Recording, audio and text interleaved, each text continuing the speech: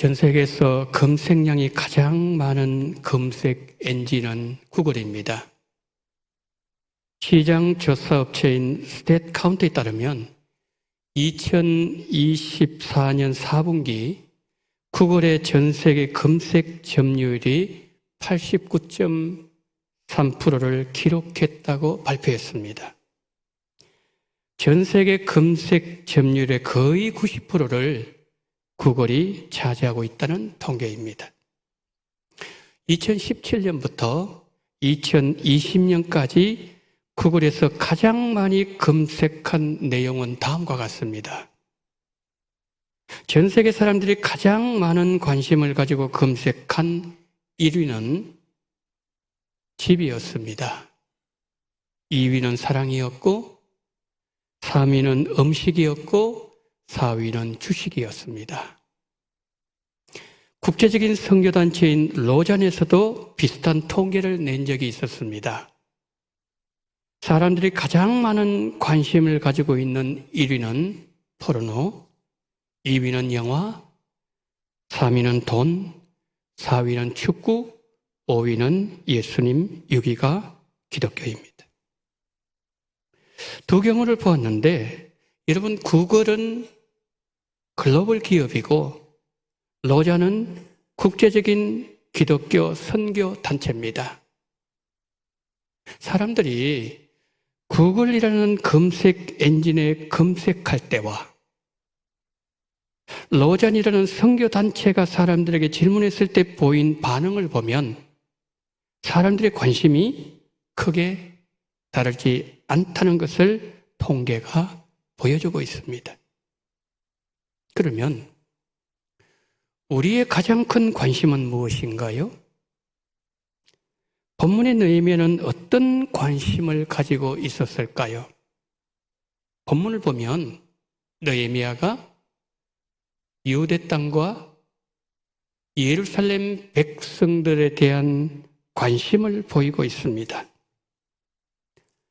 느헤미야 형제 하나니가 몇 사람과 함께 느헤미야가 있던 숫산궁에 왔을 때 느헤미야가 유다와 예루살렘 사람들의 형편을 묻습니다. 2절 보실까요? 함께 합독하십니다. 내 형제들 가운데 하나인 하나니가 두 사람과 함께 유다에서 내게 이르렀기로 내가 그 사로잡힘을 면하고 남아있는 유다와 예루살렘 사람의 형편을 물은즉. 자, 여기 2절 끝 단어가 물은즉 그랬습니다. 자, 물었다는 단어죠. 저 단어는 구걸한다, 간청한다 뜻을 갖고 있습니다. 그러니까 자신에게 필요한 것을 간절하게 요구할 때 주로 사용된 히브리 단어가 저 단어입니다. 출애굽기에서도 사사기에서도 열왕기상에서도 예레미야서에도 기록하고 있습니다. 예루살렘의 형편은 어떠한지 그것이 느헤미야에게는 중요한 관심이었고 느헤미야는 간절하게 마치 구걸하는 심정으로 형제들에게 묻고 있습니다. 여러분, 사람들은 관심을 가지고 있는 것을 묻습니다. 궁금하면 질문을 하지요. 정말 관심이 있으면 묻습니다. 그래서 관심은 질문으로부터 시작합니다. 자, 이제 본문에 들어가서 1절 한번 보실까요? 자, 1절 우리 다 같이 읽습니다. 시작. 하갈의 아들 느헤미야의 말이라 아닥사스 왕 제20년 기슬러월에 내가 수상궁에 있는데. 저기 보면 두 사람이 등장하지요. 아닥사스 왕이 등장합니다. 자, 아닥사스 왕은 바벨론을 무너뜨렸던 페르시아 제국의 왕이었어요. 그리고 또 등장하는 느헤미야. 이 느헤미야의 출생 연도에 대한 기록이 성경에는 명시되어 있지 않지만은 성경학자들에 의하면 느헤미야는 바벨론이 통치할 때 태어났고 그리고 바벨론이 망하고 페르시아가 통치할 때 아닥사스다 왕 때 고위직에 오른 인물로 성경은 기록합니다. 여러분, 멸망한 유대 나라의 후손들이 페르시아 제국의 왕의 측근이 된다는 것, 그것도 고위직에 오른다는 것은 상당히 어려운 일이었습니다. 그리고 1절은 느헤미야 형제 하나니가 왔을 때 느헤미야가 어디 있었다고요? 수상궁에 있었다라고 말씀합니다. 수상궁은 어떤 궁일까요? 페르시아 4대 수도 중에 하나였습니다. 겨울이 되면 왕이 따뜻하게 겨울을 지내는 왕의 겨울 궁전이 있는 곳, 그것이 바로 수산성이었습니다. 그 궁에 아닥사스다 왕과 함께 느헤미야가 있었다는 거죠. 그러니까 느헤미야는 왕의 총애를 받고 있었고 페르시아 제국에서 성공한 인물이었습니다. 느헤미야가 예루살렘의 형편을 물을 때 우리가 앞에서 보았던 것처럼 묻는다는 단어는 자신에게 필요한 것을 알기 위해서 간청한다, 구걸한다, 그 뜻을 가지고 있다고 앞에서 말씀드렸습니다. 그런데 여러분, 느헤미야를 둘러싼 환경들을 종합해서 볼 때 지금 느헤미야는 아닥사스다 왕의 술관원으로 성공한 사람이었습니다. 그 느헤미야에게 예루살렘의 형편이 꼭 필요한 소식이었을까요? 그런데 느헤미야에게 예루살렘 소식은 중요한 소식이었고 간청하면서 마치 구걸하는 그런 마음으로 묻고 있다는 거죠. 그리고 오늘 본문 4절 5절 넘어가게 되면 느헤미야가 예루살렘의 형편을 들었을 때 그는 수일 동안 슬퍼해요. 밥을 먹지 못합니다. 금식합니다. 눈물로 하나님 앞에 나아가는 모습을 보여주고 있습니다. 여러분, 느헤미야는 왜 그렇게 반응했을까요? 이 일을 듣기 위해서 한 가지 예를 들어보겠습니다. 부모님이 미국에 이민을 갔습니다. 세탁소에서 일을 하고 식당에서 서빙하고 주방에서 접시 닦고 투잡 서리잡 해보지 않은 일이 없을 정도로 열심히 일을 합니다. 때가 빠지도록 일을 하는 것은 오로지 자식 잘 되는 것이 소원입니다. 그런데 그 가정의 자녀가 공부를 잘했습니다. 동부 명문 아이비 리그에 입학했습니다. 졸업 후에 로스쿨에 들어갔고 변호사 시험에 합격했습니다. 연방정부에서 고위 관료가 되었고 인정받으면서 일을 합니다. 느헤미야가 그런 케이스예요. 느헤미야는 우리로 말하면 이민 1세대가 아니었습니다. 바벨론에서 태어났고 바벨론에서 자랐고 바벨론이 망하고 새로운 제국 페르시아가 들었었고 제국이 바뀌는 그 어려운 환경에서도 성공을 위한 어려운 관문들을 다 통과했고 왕의 총애를 받는 자리에까지 올라갔습니다. 느헤미야는 한마디로 입지전적인 인물이었습니다. 느헤미야가 대제국 페르시아 왕의 측근의 지위를 갖고 있었다는 것은 느헤미야는 굉장히 바쁜 사람이었다는 말입니다. 그런데도 느헤미야는 유다 땅과 예루살렘 백성들 대해서 관심을 가지고 있었고 예루살렘의 형편을 물었고 관심을 표명했고 기도하고 금식하면서 하나님 앞에 나아갔던 사람이라는 거죠. 그런데 여러분, 이 느헤미야가 어렵게 이루었던 그 높은 지위를 뒤로하고서 고국을 들어와서 성벽을 건축하는 일에 쓰임 받습니다. 여러분, 느헤미야가 이렇게 일을 할 수 있었던 그 중심에는 자신이 하나님의 자녀라는 분명한 정체성이 있었기 때문이에요.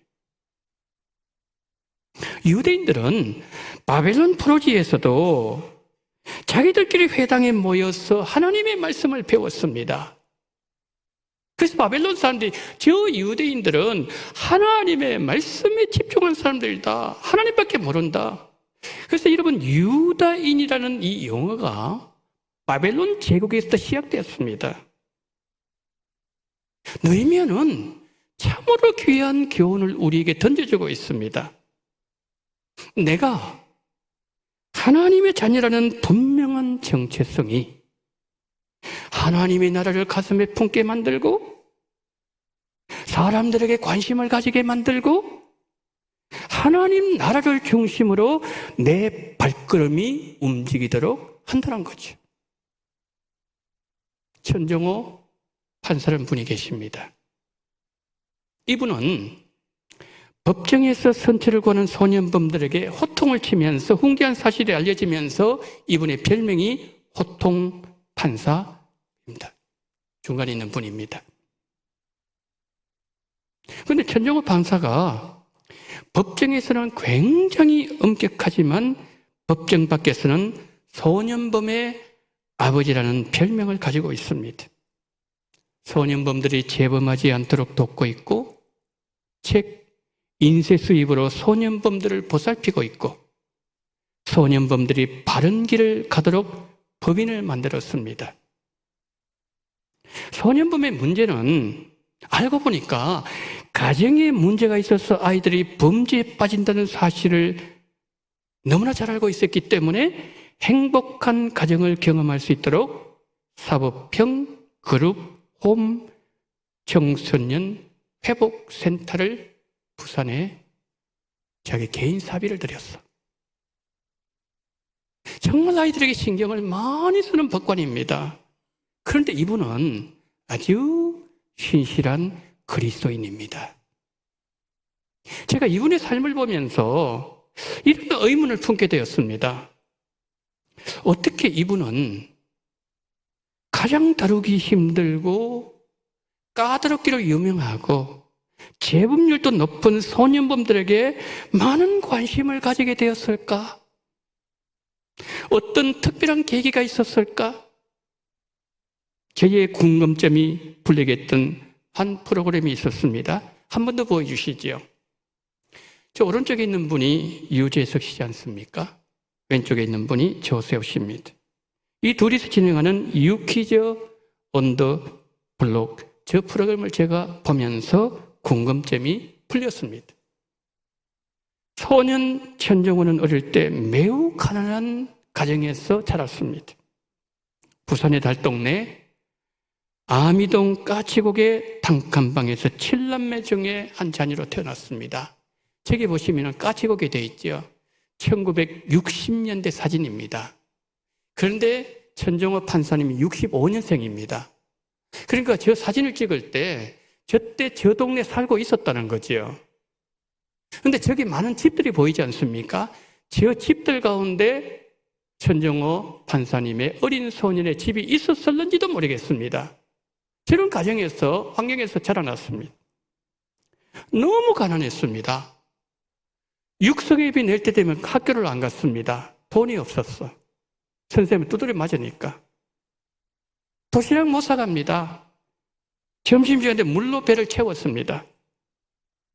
이런 부모님까지 9명이 이 조그마한 단칸방에서 생활했습니다. 공부를 하고 싶어도 할 수가 없어요. 그래서 단칸방에서 어떻게 공부를 할 수 있을까 궁리를 하다가 이렇게 했습니다. 그래, 저녁에 일찍 자자. 9시에 잠듭니다. 그리고 가족들 다 잠드는 1시에 일어나 그때부터 아침까지 밤을 새우면서 공부를 합니다. 어렵게 경제적으로 학교를 졸업하고 8번 만에 사법고시에 합격을 합니다. 처음 발령받은 곳이 창원지방법원이었는데 소년 재판을 그때부터 맡기 시작했습니다. 소년분들을 보니까 자신의 어린 시절이 생각이 나는 거예요. 어떻게 나의 어린 시절과 저들이 이렇게 닮았을까? 그걸 알게 되었습니다. 근데 이제 어릴 때에 이 소년 천정호가 저 달동네 살았으니까 그 달동네에 뭐 결손 가정도 많았다고 합니다. 근데 친구 가운데 중학교를 졸업하고 조직 폭력배 조직에 들어가서 너무너무 잔인한 범죄를 해서 무기징역을 선고받았습니다. 25년째 복역하고 있는 친구 계속 편지를 주고받고 있었습니다. 소년은 아이들을 재판하고 그들을 보살피는 중에 하나님께서 이분에게 특별한 마음을 주셨다고 합니다. 그런데 여러분, 그 천정호 소년이 자랄 때는 대부분 가난했습니다. 불우한 가정에서 가난하게 자란 아이들이 더 많았습니다. 그런데 왜 이분은 유독 소년범들에게 마음이 가는가 하는 것입니다. 여러분, 판사로서 우리나라 어디를 가도 존경받습니다. 안정된 삶을 살 수 있습니다. 그런데 왜 이분은 소년범에게 자기 돈을 쓰고 소년범들을 위해서 사비를 틀어서 회복센터를 만들고 그 바쁜 시간을 할애해서 시간과 에너지를 쏟느냐는 거지요. 여러분, 소년범들 가운데는 소년을 출소한 이후에 재범을 해서 3년 만에 5번 동안 동일한 법정에서 아이를 만난 적도 있다고 합니다. 이게 무슨 말입니까? 안 변한다는 거죠. 나가면 또다시 그 삶을 반복한다는 말이지요. 변하지 않습니다.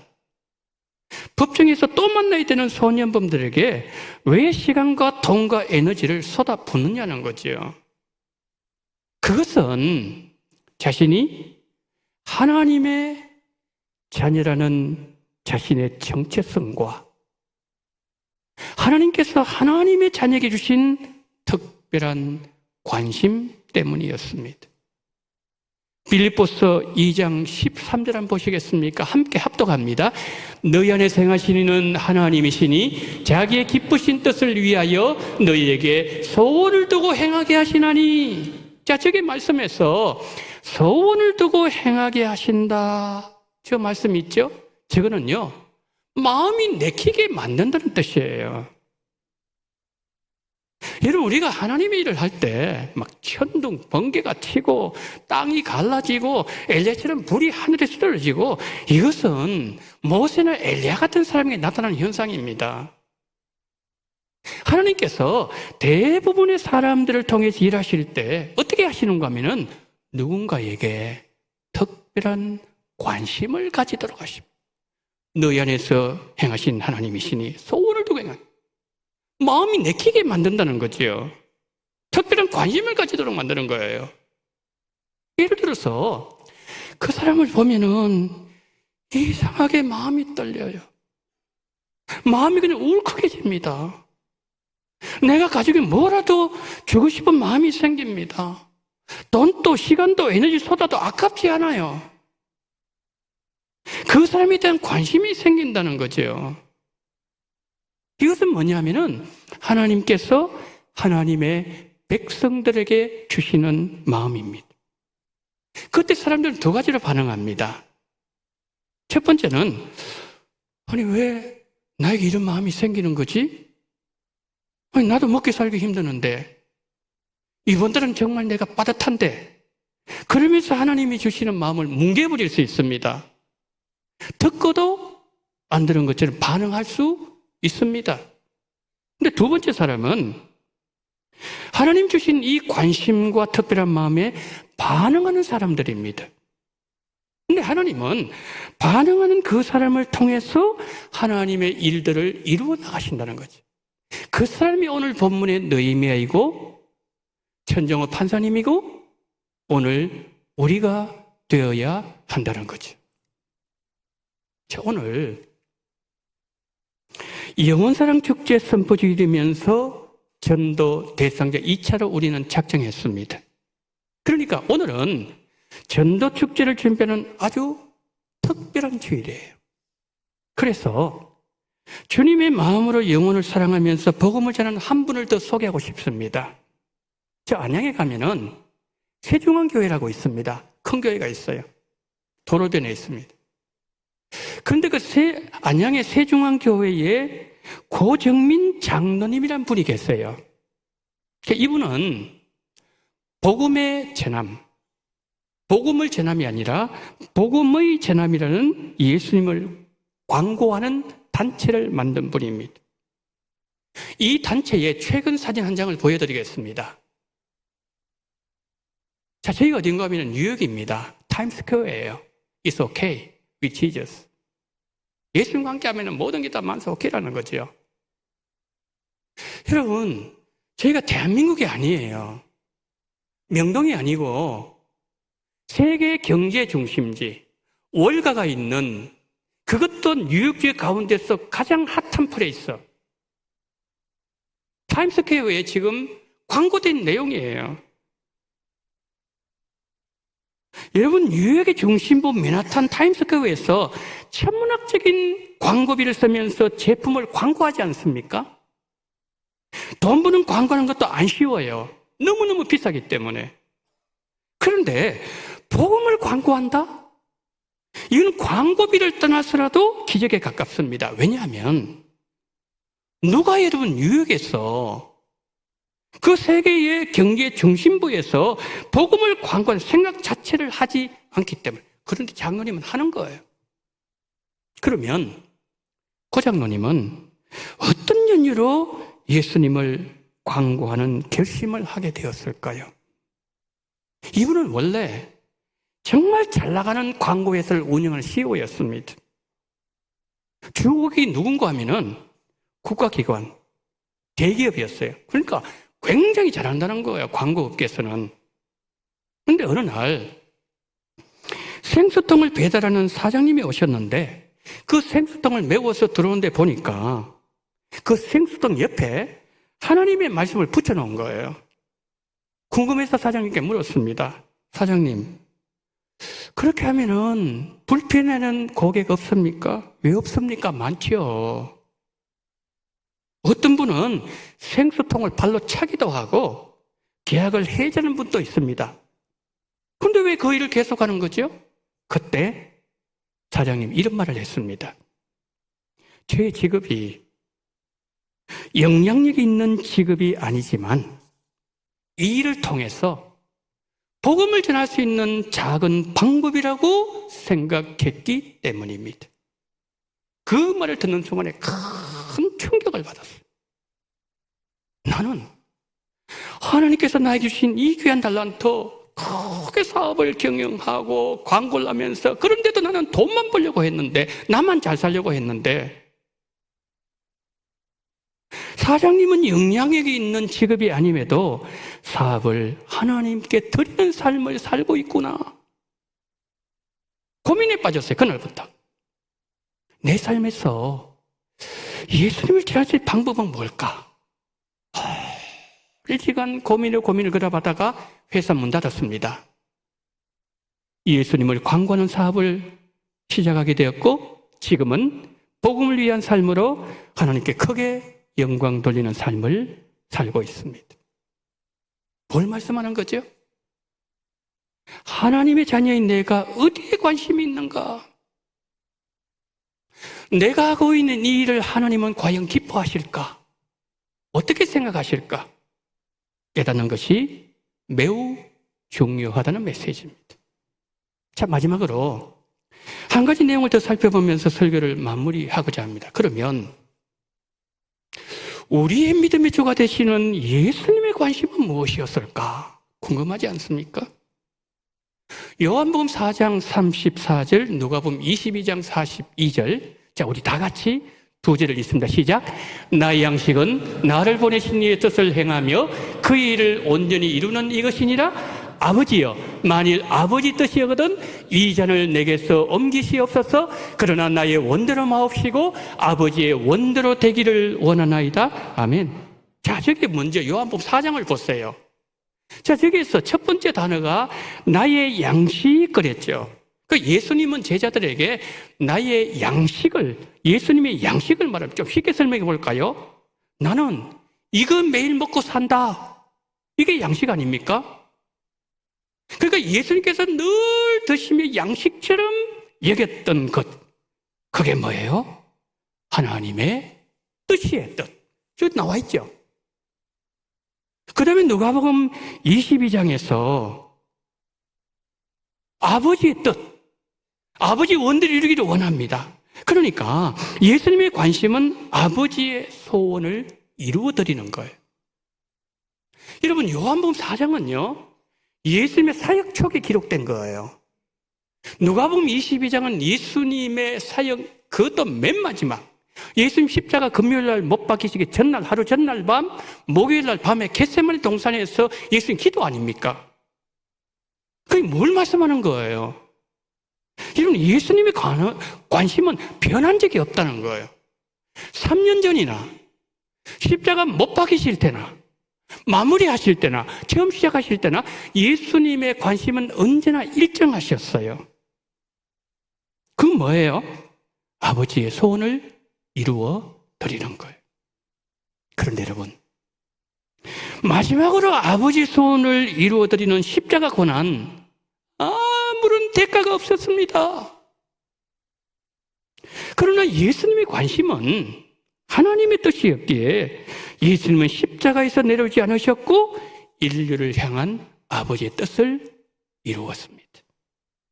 성도 여러분, 하나님은 하나님의 자녀인 우리 마음에도 하나님 나라를 위한 관심을 불어 넣어 주십니다.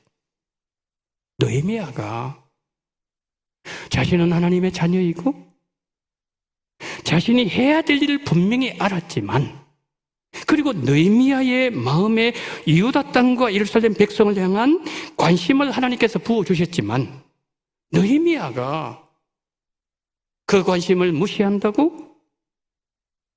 뭉개버린다고? 안 되는 것으로 반응한다고 해서 그가 직장에 문제가 생깁니까? 어려움이 찾아오는 겁니까? 전혀 그렇잖아요. 왕은 관심도 없습니다. 여러분, 느헤미야는 매우 바쁜 사람입니다. 왕이 술 관원장이기 때문에 왕이 가는 곳에는 언제나 가야 돼요. 그 제국의 황제가 얼마나 바쁘겠습니까? 그런 바쁜 사람이 어떤 연유로 유다 땅과 예루살렘 백성들에 대해서 관심을 가지게 되었을까요? 그것은 하나님의 관심이 유다 땅과 예루살렘 백성들에게 머물러 있었기 때문이었고, 그가 하나님의 자녀라는 분명한 정체성과 자신이 해야 될 일이 무엇인지, 자신이 해야 될 일이 느헤미야의 가슴에 살아있었기 때문이죠. 설교 마무리합니다. 우리가 느헤미야를 보면서 이런 기도 한번 해봤으면 좋겠어요. 하나님, 하나님의 자녀인 저의 마음에 하나님의 관심으로 채워주셔서 이 땅 대한민국을 치유하고 이 백성, 대한민국 백성들을 살린 일에 나를 사용하여 주옵소서. 제 마음에 이 백성을 향한 하나님의 관심과 주님의 긍휼의 마음을 넣어 주옵소서. 천정호 판사는 말합니다. 아직도 소년 재판은 판사들 세계에서 선호하지 않는데요. 왜요? 변호사 개업해도 가난한 가정의 아이들이에요. 결손 가정이에요.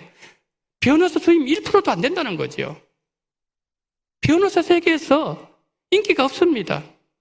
그렇지만 저는 소년범들을 위해서 일을 하다가 퇴직하고 싶습니다. 기회가 되는 대로 비행 청소년들의 재비행을 막아서 사회에 더 좋은 구성원들을 배출하는 것이 저의 꿈입니다. 분명히 성공과 거리가 멀지요. 그러나 이 땅에 불우한 아이들에게 더 많은 관심을 가지고 살면서 그리스도인으로서, 예수 믿는 사람으로서 내가 해야 될 일을 하겠다는 결단이죠.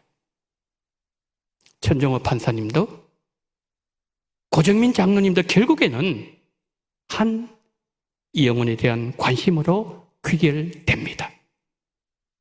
하나님은 죄인들을 사랑하십니다. 그 영혼을 바라보고 계시는 하나님의 관심이 우리 모두의 관심이 되기를 소망합니다.